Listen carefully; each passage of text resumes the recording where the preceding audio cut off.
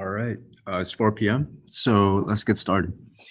So yeah, welcome back to another Math to 30 GSG session. In today's session, we'll be covering chapters 15.1 and hopefully get to 15.3, covering double integrals over in polar coordinates. All right, then let's get started with 15.1. So in 15.1, you guys are introduced to taking double integrals over rectangular regions. So this is basically the same way you would integrate back in Calc 2 or in Math 141. So I'm just going to go straight into the examples from the textbook. Okay. All right. So this is 15.1. I have number 11 prepared for the first question. All right. So let's look at number 11. So for number 11, we have the double integral with bound r of 4 minus 2y of d of a.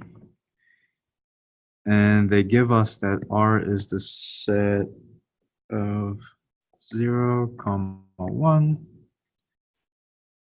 x 0, 1. All right. So as you see in this question, they give us the bounds in this formation. Another way to rewrite this this set R is as follows. So we can write it down as this, and it would mean the same exact thing. Okay. Yeah. So essentially, you're grouping up the first box or the first array. So this right here is your inequality or the bounds for x, and this right here are your bounds for y. So as you can see, for x, it's in between 0 and 1, and for y is in between 0 and 1. All right, so taking that into consideration, I'm just going to rewrite the integral. So I have the function 4 minus 2y. And okay, let me just write this down first. So I'll write down dy dx. And let's say, so for dy, it's going from 0 to 1. And for dx, we have the same exact constants. All right. So what this essentially means, or what this set R essentially means, is that we're looking at the rectangle in between 0 and 1. So x values of 0 and 1. And for the y value in between 0 and 1. So essentially, we're looking at taking the double integral across this rectangular region right there, right? So going back to the dy dx or dx dy, bounds actually don't matter whenever you're taking double integrals over rectangular regions. So you can take either dy dx, or take the inner integral to be dy and the outer integral to be dx, or vice versa. Okay, so bounds don't really matter. Once we get to 15.2, however, we will see that for general regions, it can get slightly complicated in terms of its bounds, and that would actually play an important role in how you solve the questions. Okay. All right, so let's actually solve this out. So again, solving these integrals, same thing in how you solve. So for the inner integral, right, we're integrating everything in terms of dy. So your y's are your variables, right? From 0 to 1, dx. Then evaluating that integral right there, we have, what is that, 4 minus 2, right, minus 0. Just going to leave that as that, and dx from 0 to 1. So we have 2x from 0 to 1. Right. 2.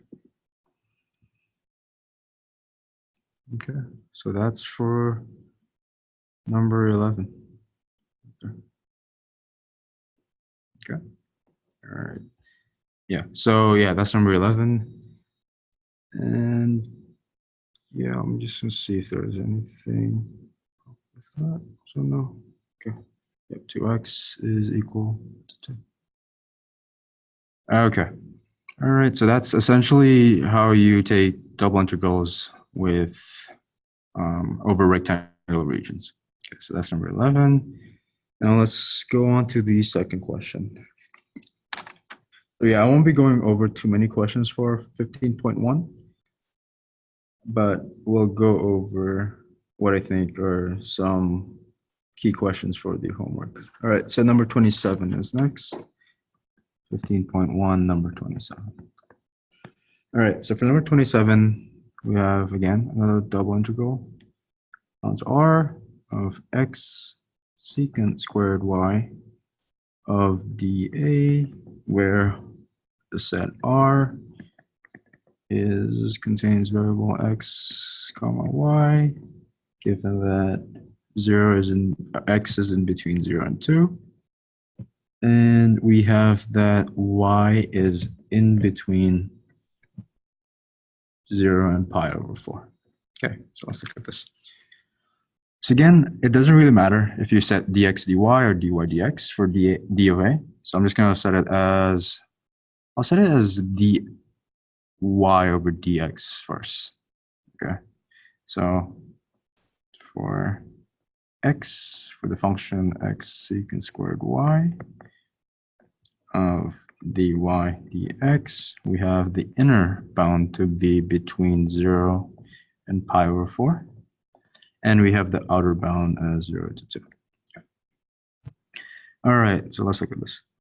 So doing the inner integral, we set x as a constant, so we can leave that as is. And we can set secant squared y as, integrating secant squared y, we get tangent of y. So that's going to be 0 of 2 of x multiplied by tangent of y, with the bound 0 to pi over 4. Okay, and d of x. All right, so actually computing this out, we get 0 to 2 of x. Tangent of 0 gives us 0, but tangent of pi over 4, just gonna leave that as is. Tangent of pi over 4 is, so what is that? Pi over 4 is 1. Yes, that's 1. Okay. Yep. Tangent of pi over 4 is 1. Right. Pi over 4 is 1. Then I have dx right there. Okay. And again, solving this out, I get 1/2 x squared from 0 to 2. That's gonna simplify out to 1/2 times 4. The same thing as 2. So yeah, for number 27, we also get 2 as our final answer. Okay. And just to prove that over rectangular regions, it's easy to actually solve this using dx over dy too, right? We can just switch the bounds, and it poses no complications when you're switching the bounds for rectangular regions in specific. Now, in common regions in 15.2, we'll see how to convert between the two, and it's a more complicated process than over rectangular regions. So for dx dy, essentially, we just swap the bounds. So we have 0 to 2 for our bounds for the inner integral, and we have 0 to pi over 4 for our outer integral. And so again, solving this, we can set secant squared y as a constant, and we have the integral of x, which is 1/2 x squared, and which you can probably see, it should add up to the same exact thing, because essentially you're taking the integrals, right?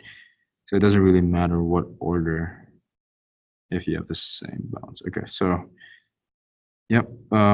So we have, what is that? 4, 2. So, oh wait, sorry, I forgot the secant y squared y. There you go. That makes more sense. And then we have 2 for that. So we have secant squared y times 2 dy, And that is the same thing as 2 multiplied by tangent of y from 0 to pi over 4. That's going to lead us to 2 as a answer. Okay. Yeah. So the most important thing I wanted to iterate for 15.1 is the fact that when you're taking double integrals over a rectangular region, it's easy to flip to take either dy dx and converting that to dx over dy. So yeah, that's just basic integrals. Okay, and then one last question, which I wanted to cover, is number 35 from the textbook. So this is 15.1, number 35. All right, so let's see the question. All right, so the question tells us to sketch, let me just write it out, sketch the solid whose volume is given by the iterated,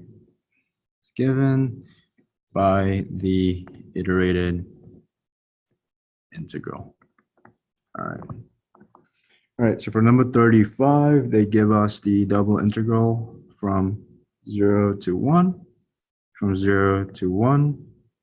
and we have this surface of 4 minus x minus 2y dx and dy. All right.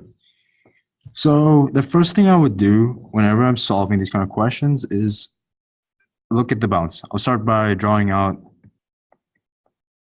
the region which I'm taking this integral over. So in this case, it looks like a rectangle based off the constants here. So if I highlight that, based off the bounds of the integrals, you can see that x is close between 0 and 1, and y is in between 0 and 1. So my integral is again gonna be across this rectangular region. So set that as 1, set that as 1. Okay. All right, this is x and y. All right. Okay, so we have that. That's gonna be what we're integrating over. So what region we're integrating over. Okay, so we have that. Now the second thing I would do for this kind of question is I would start off by drawing out my surface. Okay, it looks like a plane. So if I take this equation, I take z, which is f of x comma y, right, of 4 minus x minus 2y. Just start by graphing this out. Y, and I have z. All right. So I'll look at my x-intercept. So if I set z as 0 and y as 0, right? See z of 0 and y of 0, I get x is equal to 4. Okay. So yeah, x is equal to 4 is gonna be sorry, give me a minute. Let's look at the sketch real quick. Yep, x is equal to 4 is gonna be just label that 4. It's gonna be the x-intercept. Now my y-intercept is gonna be at, so if I set, let me just write this down. So for x-intercept, I set z is equal to 0. So 0 is equal to 4 minus x minus 2 times 0. So I get x is equal to 4. Now for my y-intercept, I get that z is equal to 0, setting z equals to 0 and setting x is equal to 0 is gonna give me negative 2y, so y is equal to 2, right? And then lastly, my z-intercept, which is going to be this x equals 0, y is equal to 0, so it's going to be at 4. So z is equal to 4 minus 0 minus 0, so z is equal to 4, right? So I graph this out, I'm going to get something like this. this plane right there, or this surface right here. All right, something like this. Okay. But one thing to note is that we're not integrating this. We're given a region we're integrating this surface with. So by since we're integrating over a region of this rectangle from 1, so if I'm just gonna highlight this using red. So this is actually the rectangular region where double integrating this equation with, or this surface with. So instead of actually going through the whole triangle, so if I to erase this, and I think this should extend more. Oh, sorry. Let me just label this as black. Okay. Oh. Okay. So there you go. Right. We have this surface or this volume right here.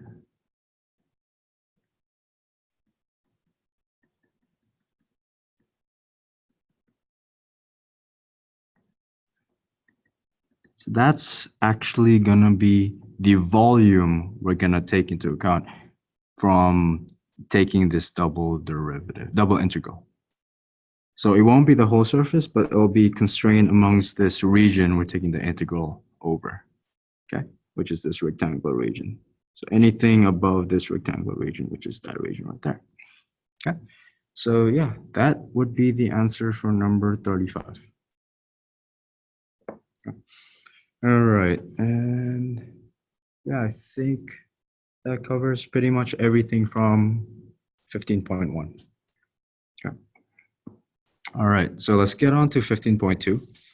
Okay, so 15.2, so for 15.1, we covered double integrals over rectangular regions. 15.2, we're gonna cover with more general regions. So the biggest thing I could say for 15.2 is watch out for the bounds, or it's slightly more complicated with the bounds. So bounds of integrals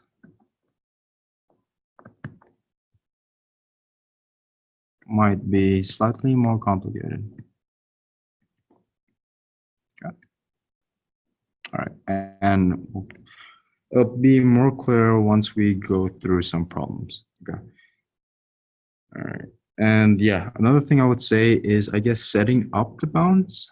Right. Another thing, whether to choose taking the double integral over dx, where dA is equal to dx over dy, or dA is equal to dy over dx. Okay, that's going to be really important. And I guess the conversion between the two, we'll cover all that in the questions I'll be looking over. And for what I can say for dx dy, whenever you're trying to do those equations, what I normally think of is I look at functions of x, or functions in terms of y. Okay. So whenever I'm doing dx times dy, I'm looking at functions in terms of y. And when I'm looking at dy dx, I'm looking at function in terms of x, f of x. And for dx over dy, this, you can basically classify these kind of regions as type 2 regions. I think this was covered during lecture. So dx over dy is going to be type 2 regions, and dy dx is going to be considered as type 1 regions. So we'll be going over all of that throughout the questions. Okay. So let's look at the first question prepared. So 15.2, number 8. Okay. All right, so for number 8, 15.2, number 8, I have the double integral over the bound d of the function 2x plus y of d of a, and the set D is equal to, or contains variables x, y, given that y is in between 1 and 2, while x is in between y minus 1 and 1. Okay. All right, so let's look at this. So the first step in solving these kind of questions is I would set up, again, the region I'm integrating it over. So in this case, as we can see, y is actually going to be in between 1 and 2, right? So 2, 1. So we go for 1, y is equal to 2, y is equal to 1. And then x is going to be in between 1. So 1 and y minus 1. So that's y is equal to x plus 1. So something like this. Yep, it's a linear curve like that. Okay. And x is going to be greater than that. So it's going to be this region right here. Well, this is x is equal to y minus 1. And that's y is equal to 2, that's y is equal to 1, and this is x is equal to 1. Okay. So number 1, yeah, the first thing I would do is set up the region you're integrating it over. Okay. And then the next thing I would do is I would classify it either as a type 1 or type 2 region. Okay. So let's elaborate more about type 1 and type 2. So as I mentioned before, type 1 regions. All right, so let me split it up and type 2 regions. Sorry, give me a minute. All right. So for type 1 regions, we have that dA, or you're double integrating in terms of dy and dx, or dy first and dx, while type 2 regions are going to be integrated in terms of dx first and then dy. Okay. And whenever you're solving dy or dx, you're basically looking at functions where you have a top and a bottom. Okay, so I'll elaborate more in terms of this.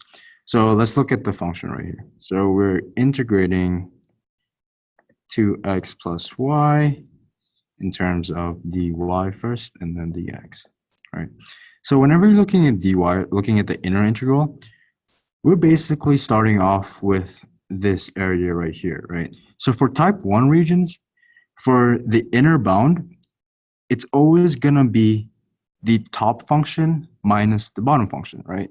Right? If, let's say, we're looking at the function, let's say, just a linear curve of y equals x, right? And we want to know the area under y equals x from 0 to, let's say, 4, right? It's essentially taking the integral x dx from 0 to 4. And that will give us the area under the curve. Now, if you want to take into account area in between curves, we're basically taking f of x minus u of x, where f of x, so if I were to write this out, all right, so let's say this is f of x, while let's say y is equal to x as g of x, right? So if we want to find this area in between the curves, like in Calc 2, right, in Math 141, we covered that is going to be the integral of the higher function, or in this case, f of x, minus the lower function of g of x in between the bounds of 0 and 4. Right? So same exact thing with this one.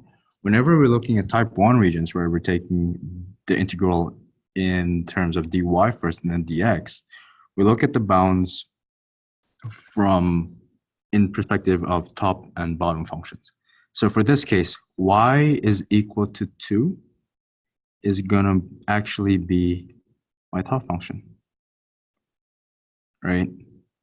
because as you can see, I'll just highlight this in red. Y is equal to 2 is going to be my upper function. And in order to get the area under this, in between these curves, right, between these curves, I have to subtract that by x is equal to y minus 1. Or y is equal to x minus 1. Sorry. Okay. Oh, x plus 1, sorry. Okay. Yeah. Another thing to note is whenever you're looking into integrals of dy, since we're taking the derivative integral in dx for the outer integral, we have to make sure that the y's end up with variables of x. And that's why we had to convert this function of x is equal to y minus 1 as y is equal to x plus 1. Okay. And that's why that's going to be our lower bound, while 2 is going to be my upper bound. And then for the outer integral, we have d of x. So we're going from 0 up to 1 for the bounds of d of x. Okay. Another thing to note about iterated integrals or double integrals is that you always want constants as your bounds for the outer integral. And the reason why is you don't want to end up with a function, right? You want to end up with a constant rather than a function. Okay. So by setting this up, that's going to give you a constant number. Okay. And then now let's look at type 2 regions.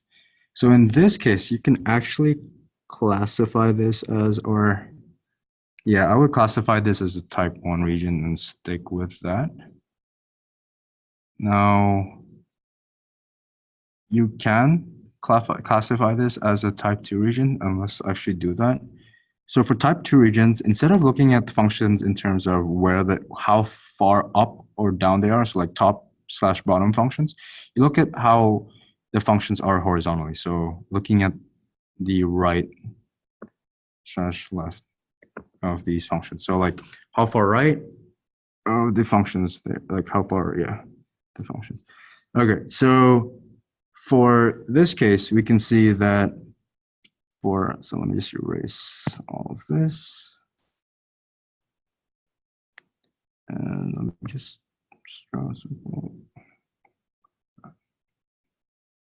So we want to go with the same idea. So let me just set up the integral of 2x plus y, and then dx dy instead of dy dx. So you see, in this case, the outer function, or the x variable, is going to be in between y minus 1 and x is equal to 1. All right? Because we're looking at now how the functions are compared to each other. So for d of x, we can see that this line is going to always be on the right side of the function, while this curve is always going to be on the left side of the function.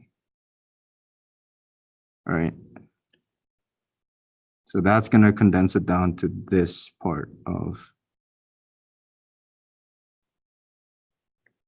the region, right?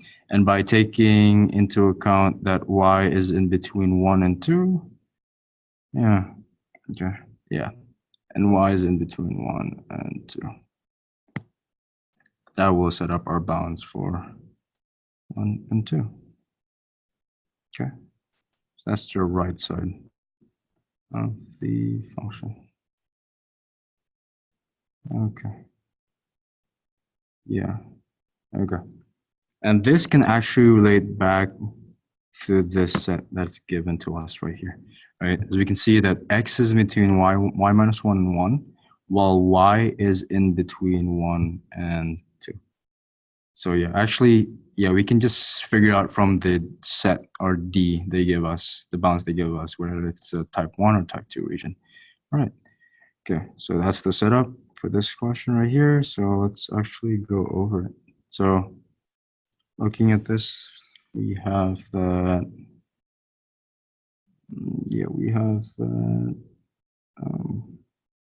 integral of 2x plus y in terms of dx is going to be x squared plus yx from y minus 1 to 1 dy to go of 1 to 2.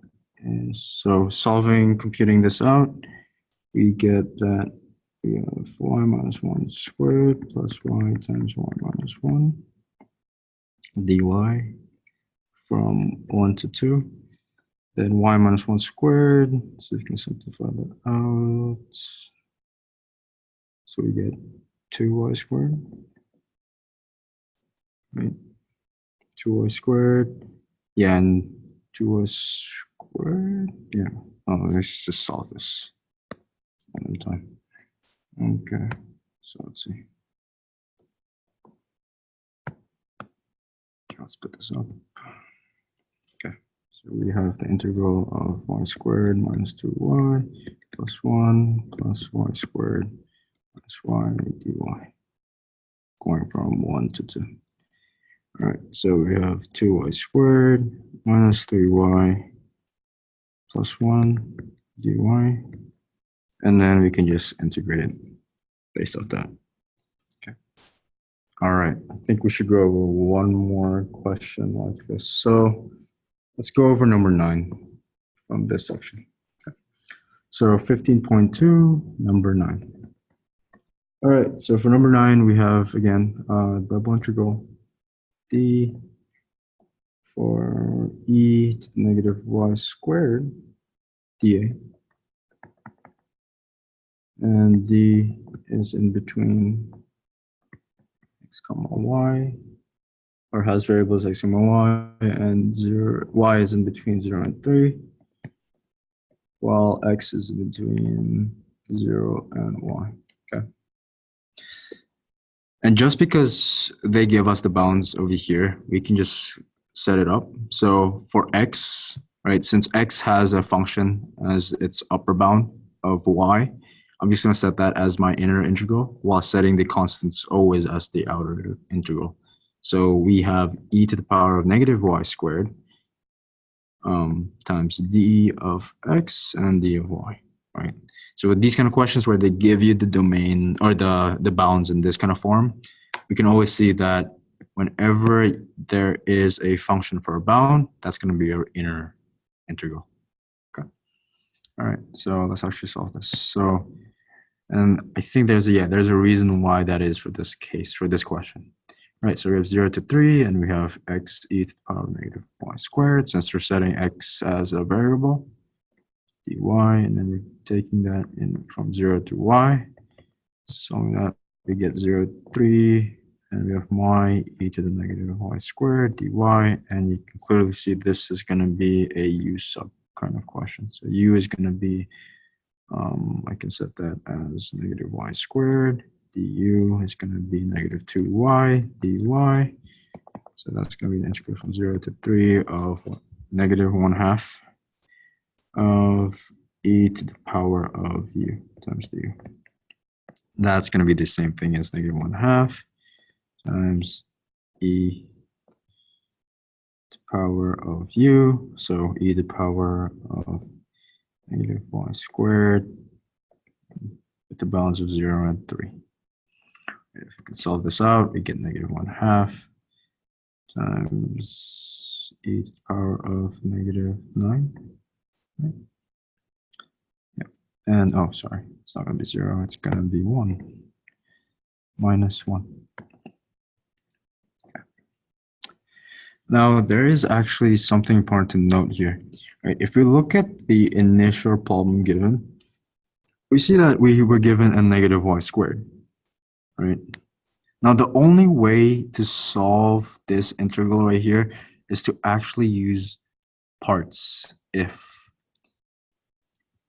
you're doing, you're integrating dy and then dx, right? Because there's no other way, or at least I can't see another way of solving this without using parts. So, and I think that's why for this question, they give us, or they tell us to do dx first and then dy, right? Because as you can see, as we solve dx first, based off the bounds they give us from 0 to y, solving the outer integral is just going to be a simple u sub rather than solving it by parts. And this might be useful for later on because there will be questions where you're going to be translating between dx dy and dy dx for general regions. Okay. All right, and I think we'll go over. I think I have some prepared for that.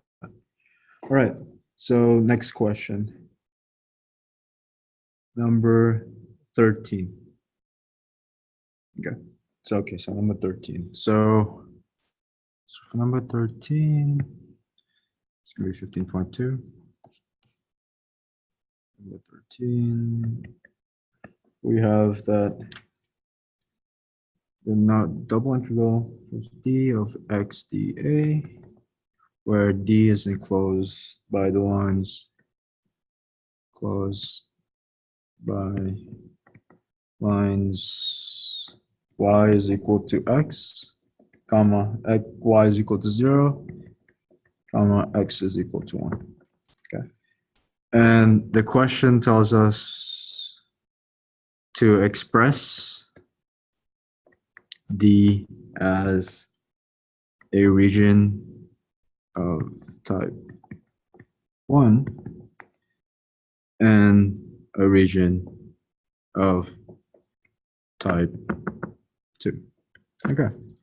All right, again, the first thing I would do for this is I would set up my region, right? So I'll just draw it out first. So x here, with y there. So y equals to x is right there. And we have y is equal to 0. So I'm just going to write it down, y equals to 0. And we have x is equal to 1. So this shaded region right there. Okay. And region of type 2. Okay, type 2. I'll write that down. All right, so let me start off with type 1. So again, type 1 is when you're integrating it in terms of dy first and then dx.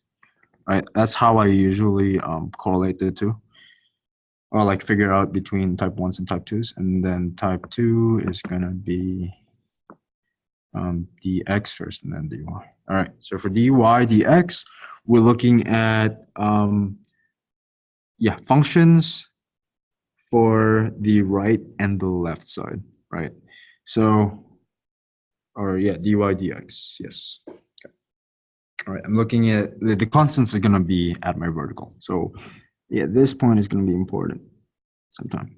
All right, so for dy dx, so if I set this up, x dy, this is my function, dy dx, type 1, my inner function is actually going to be from x, x, there you go, from y up until 1, while my outer bounds is actually going to be from 0 up to 1. And I'll explain to you why that is. Check real quick. That's right. So, type 1, dy is y was 0 now. 0 to 1. Yes, perfect. Okay.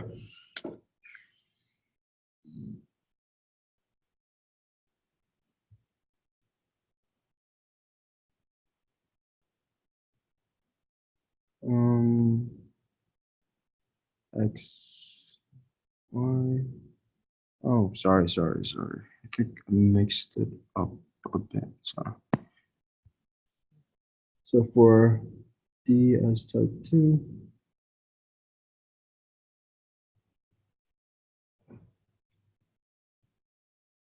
oh, okay, yeah. It did make a mistake. Okay, I am so sorry. So for type 1s, you actually look at the top and bottom functions. So for type 1, so from 0 to 1. Yes, yeah, we look at functions in terms of x for type 1. And if I wrote that down correctly. Yes, I actually did. Okay. Yeah, for type 1 regions, we do top and bottom. Okay. Yeah, okay. I wrote it down correctly. All right. So top slash bottom. So yeah, I mixed it up for that case. So this function we get x of d of a, or d of what, y is d of x. Right. So my top function is actually going to be x, while my bottom function is going to be 0. And then d of x is going to span between 0 and 1, or bounded between 0 and 1. And the reason why is for type 1 functions, we compare the functions in terms of how vertically up they are. So what I'm going to explain is that the area in between this curve and this curve right there is essentially going to be that area right there. And it can expand on and on and on, right? That's going to be the inner integral. And that's why we have to set the second integral outside, which is going to be d of x from 0 to 1. That's just going to constrain it. So if I write it down in blue, right, that's just going to constrain it from 0, from x is equal to 0, and x is equal to 1. And that's why that is there, right there. And that is there, right there. So whenever you're looking at type 1 regions, you're looking at the area of the curve, or in between the curves, when you're comparing a top function and you're using a top function and you're subtracting it with a bottom function. Okay. So for type 2, it's going to be, or I usually write it as right/left functions. So again, writing this double integral down, we get dx dy. And now looking at the same exact diagram, so I'm just going to write it down here, right? So y equals to x, now of x is equal to 1, now of y equals to 0, right? Now in terms of dx dy, I'm looking at this function right here, right? This is going to be my upper bound. So that's going to be my upper bound for my inner function. And my outer function is going to be y. It's going to be, because we're looking at y is equal to x, right? Now, as you can see, x equals to 1 is always going to be on the right-hand side compared to y is equal to x, right? Another reason why we have to flip this is because we're looking at variables in terms of y. And that's why I wrote this down as y, because essentially x is equal to y, right? So instead of y equals to x, we're looking at the function in terms of variables of y. Okay. All right, so this is going to be on the right-hand side, and this is always going to be on the left-hand side up until this point. And that's why for the bounds is actually going to be in between y is equal to 0, or my outer, my outer bound is going to be y equals 0 up until this vertical value of, that's going to be at y is equal to 1. Right? And that's why that constrains it to this small area, or this shaded region right here. And that's why it's going to be from 0 to 1.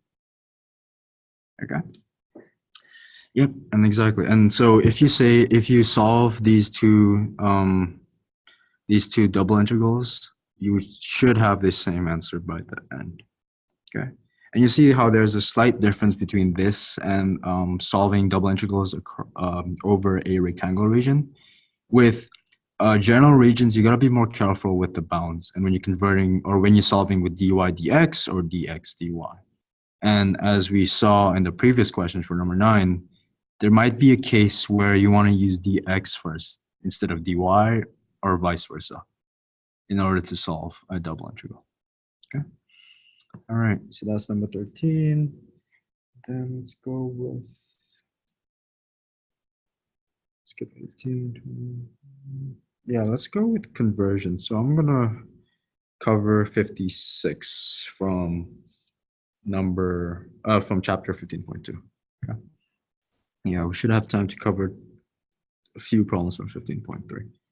Okay, so 15.2, number 56. Okay. All right, so 56 tells us to evaluate the integral by reversing the order of integration. Okay, so let's write down this integration first.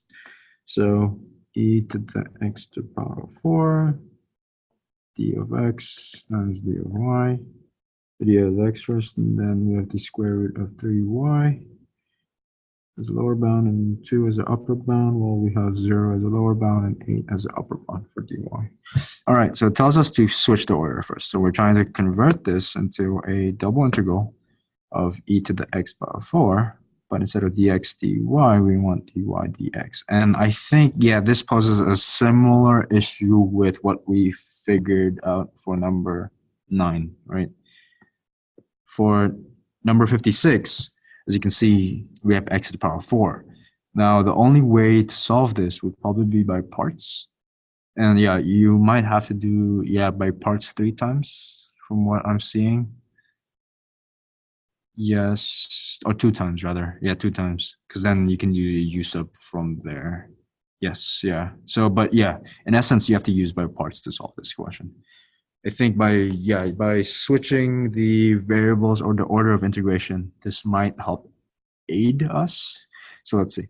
So yeah, again, I would start off by drawing out the region. So my region is gonna be in between, what is that? Y is equal to x cubed, or x is equal to, so let's start that off by saying it's gonna be between x is equal to cube root of y and an upper bound of 2. So x is equal to 2.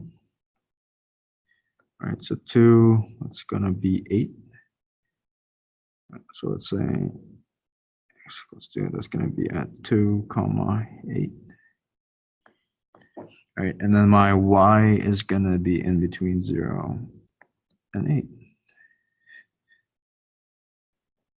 Y is equal to 8. Perfect. Okay. So it's actually gonna be this region right there. Okay. By flipping this, we're essentially gonna use a type 1 region. Right, we're going to flip up from a type 2 to a type 1 region. So for type 1 region, we're doing dy dx. And so in this case, my upper function, which I'm going to highlight in red, so I'm just going to write down here, upper function, is essentially going to be this function right there, right? While my lower function is going to be this function right here. I'm just going to highlight that with green. Lower function. It's always going to be this function right there. So in that case, I have a lower function of what? Y is equal to 0. Hey, whoa, okay, let me just get that to red first, or green first, and then my upper function is actually gonna be y is equal to x cubed.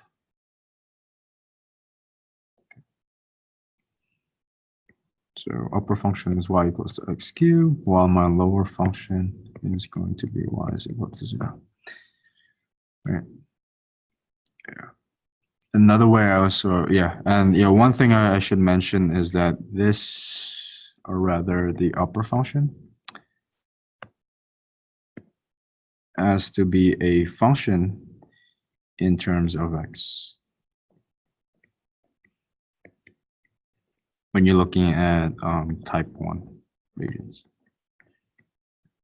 Okay, all right. Yeah, I guess another way of remembering that is just looking at this, the order of integration. Since you're doing dy dx, it's always going to be a function in terms of x, or it's going to be something like y, right, is equal to f of x.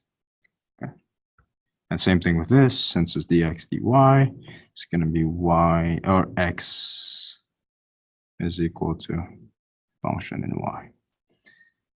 I can write that down. Okay.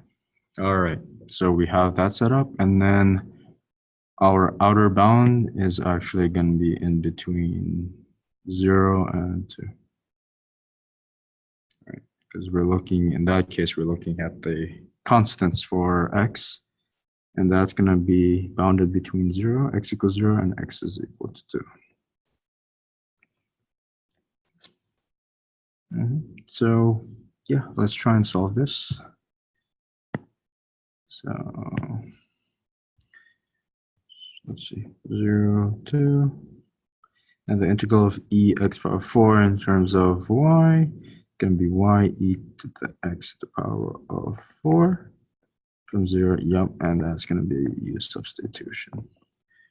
Right? And this is a common, I guess, strategy to deal with these kind of questions, right? In order to get rid or not do parts. So that's going to be x cubed e to the x fourth times d of x. And then that is going to equal u. So here is 4x cubed, so it's going to be a 1/4 e to the x power of 4th in between 0 and 2. And that's going to be 1/4 e to the 16th minus 1/4. Yeah, minus 1/4. Okay. All right, that's number 15. So I think that wraps it up for 15.2. And then I want to do a couple of questions from 15.3. So for 15.3, I'll start off with number 5. Okay. So this is, I guess, a general understanding of using polar coordinates in order to solve double integrals. Okay, so let's see. So for number 5, 15.3, number 5. Okay. Now we have the double integral from pi over 4 to 3 pi over 4. And the double integral, or the inner integral of 1 to 2, or dr d theta. And the question is simply just asking us to draw the region. Okay. So in terms of the region, right, this value, this inner integral of d of r is always is representing the radius of your circle. Okay, so in this case, we're only considering circles in between radius 1, or r is equal to 1, right, and radius 2. Okay. And this extends out to the negative side of things. All right, so I'm just going to highlight that real quick. Then that's just going to continue to the bottom and to the top. All right, and the reason why I only put this top half is because of the second constraint they say. Okay. The second constraint they say, which I'm going to highlight in red, is pi over 4 into 3 pi over 4. Actually just bases off polar coordinates. Is based off polar coordinates, right? So in polar coordinates, when we draw it out in the Cartesian plane, like in this plane right here, we start off 0 degrees here, and then we extend up. So for pi over 4 as a lower bound, that's going to be somewhere here, right? That's going to be when theta is going to be at pi over 4, and then the upper bound of 3 pi over 4 is going to be exactly 90 degrees off of that 3 pi over 4. And then this is just basically telling us that we only care about this region right here, and it extends up. Okay. So in essence, for this question, the region that we're considering is this green region right here, which basically intersects between your bounds for the radius of the circle and the radians of your polar coordinate. Okay.